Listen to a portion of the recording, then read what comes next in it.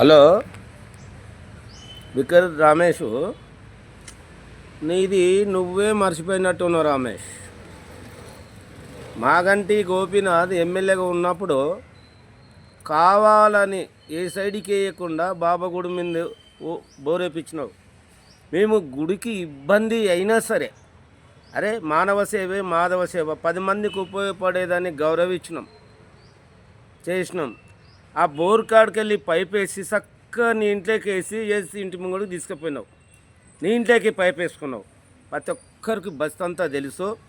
ఆ తర్వాత ఆ బోర్ నుంచి కలెక్షన్ ఇప్పిద్దామని నేను ఆ బోర్ నుంచి బస్తీలో చర్చి గల్లీకి, ఇక్కడ మన అంగన్వాడీ గల్లీకి వేస్తే నువ్వు పైసలు వసూలు చేసుకొని పైపులు పలగొట్టి పోలీసులకు కంప్లైంట్ ఇచ్చినావు. బస్తీ అంతా తెలుసు. అది నీ ఇంట్లోకి నువ్విచ్చుకున్నావు. లంజగొడుకులు బాడుకావులు అన్నవంట. మరి నీ ఇంట్లోకి నీచుకున్నప్పుడు ఓకే, అది నీకు వర్తిస్తుందని నవ్వుతున్నాం మేము. ఎందుకంటే ఆ బోర్కి వెళ్ళి చక్కగా బస్తీలో ఎవ్వరు ఇంట్లోకి లేదు, నీ ఇంట్లోకే తీసుకున్నావు. అది వేసేటప్పుడు ఫోటోలు నాకు అక్కడ ఉన్నాయి.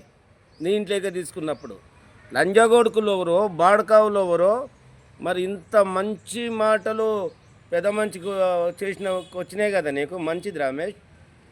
ఒకటి, బోరు ఎవ్వరు ఇంట్లోకి కావాలంటే వాళ్ళ ఇంట్లోకి వేసుకోమని చెప్పిన.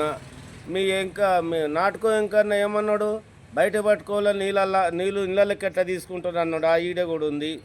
నువ్వేమన్నావు, సారు చెప్పిండు తీసుకొని ఇంకన్నా ఇళ్ళకి మనకెందుకు అన్నావు. అది కూడా రికార్డ్ ఉంది. మరి ఎట్లా లంజగొడుకులు అయ్యారు మిగతాళ్ళు? మరి లంజగొడుకులు అంటే వాళ్ళ అమ్మలు నీకు లంజలా? మరి అందరి మా మా అమ్మ చచ్చిపోయింది, ఉన్నోళ్ళ అమ్మల్ని తీసుకుపోతాము. మరి వాళ్ళు ఎక్కడ లంజతనం చేసిర్రు జర చూపెట్టాలా వికర్ రమేష్. ఇదంతా బస్తీకి మేము ఏ కష్టపడి చేపిస్తున్నామో బస్తీలకు అందరికీ తెలుసు.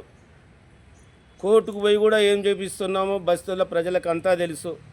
నువ్వు ఏ తీరుగా వచ్చినావో, ఏకువై వచ్చి మేకువై ఇళ్ళకు పొక్కలు పెట్టి ఏం చేసినావో, ఇల్లు గట్టెకాడ ఏం చేసినావో, బోర్ లేచే కాడ ఏం చేసినావో, మున్సిపల్ వాళ్ళు ఎట్టెట్ట తిరిగిర్రు ప్రతి ఒక్కరికి తెలుసు. ఇది బీజేపీ పార్టీ వాళ్ళు లేపించారు. మేము కూడా పార్టీని గౌరవిస్తాము. గౌరవించి ప్రజల గురించి ఏందన్నది మాట్లాడతాము. ఎవరికి ఇబ్బందిని కూడా మాట్లాడతాం. మరి అయితే మిగతా వాళ్ళు అమ్మలందరూ లంజలు, మరి లంజల్ని తీసుకొస్తాం, అప్పుడు మాట్లాడు.